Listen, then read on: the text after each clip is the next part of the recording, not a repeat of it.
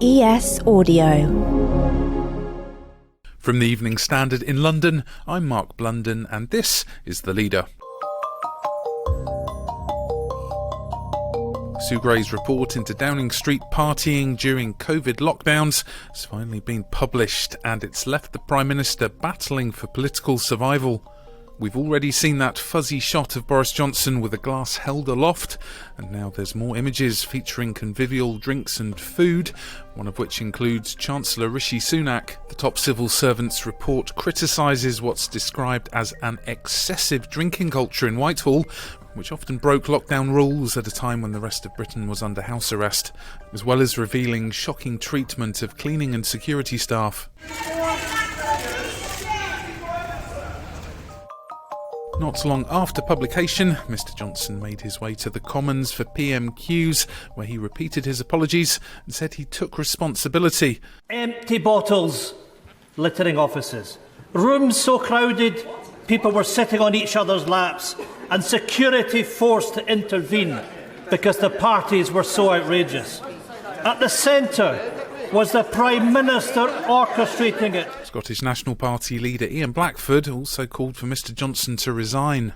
Well, people stayed at home to protect the NHS. The Prime Minister was engaging in drinking and debauchery that makes a mockery of the gut-wrenching sacrifices that each and every person made. The Evening Standard's political reporter Rachael Burford has been covering developments as they happened on Wednesday and joins us now on the line from Westminster. Rachael, it's certainly been a whirlwind day around Whitehall. Could you give us an overview of Sue Gray's report? Sue Gray finally released her full report today. It's 60 pages long. It sort of reinforces a lot of the things which had kind of leaked out before. I mean, some sections are pretty damning on the government. A lot of it had been reported before, but seeing it down in black and white as an official report is quite damning for the government. I think a lot of people will think. I think the key points are Sue Gray concluded that many will be totally dismayed by the behaviour that took place and the scale of it at the heart of government during those COVID lockdowns. Britain at the time was under pretty severe COVID laws and restrictions when some of these events took place. There is some really quite damning details about treatment of junior staff, of cleaners, particularly of security staff. I think some of those details really damaging to the government and to the senior staff who were in number 10 at the time. And all this is going to be galling reading for many people, particularly those prevented from seeing sick relatives because of the COVID rules. Some of these sort of events seem to have started off quite innocuously, quite sort of small events, and then turned into quite big, boozy parties in completely against COVID rules. And that will make a lot of people very angry, I think.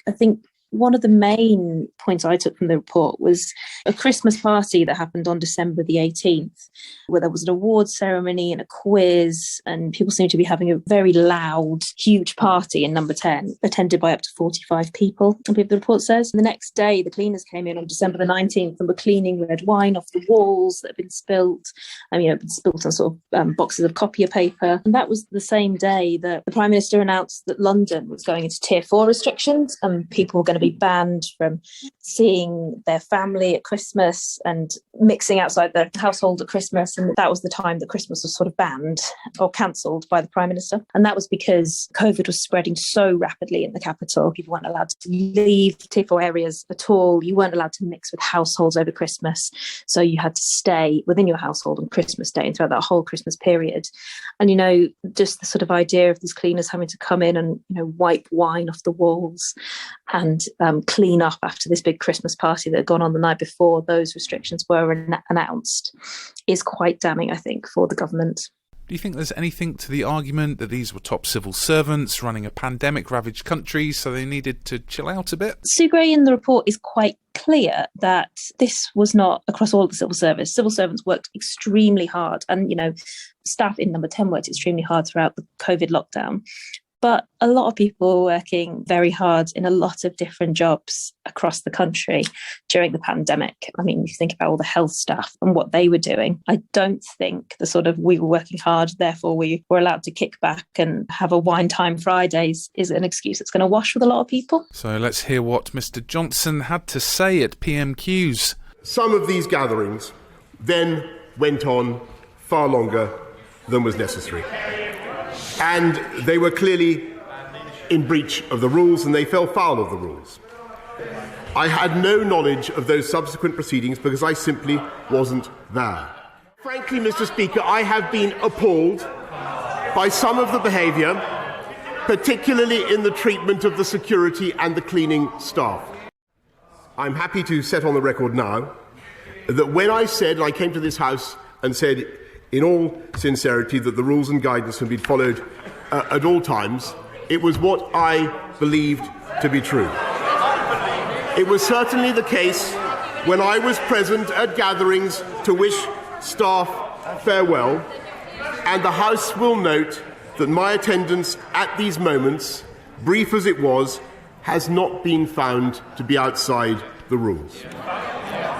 But clearly I would like to correct the record, to take this opportunity, not in any sense to absolve myself of responsibility, which I take and have always taken, but simply to explain why I spoke as I did in this House. Rachael, how damaging is this going to be for the Prime Minister? The thing that he's got on his side is that he was only fined once for his birthday party in June 2020, and he wasn't fined for any other parties, although there are obviously pictures of him making toasts in front of tables covered in booze, and there was obviously a sort of culture of parties and events being overlooked by people at the top in Number 10 against COVID rules. So I think it'll all depend over the next couple of days. Obviously, at the same time as this report, you've got the cost of living crisis going on, the Northern Ireland Protocol, the war in Ukraine.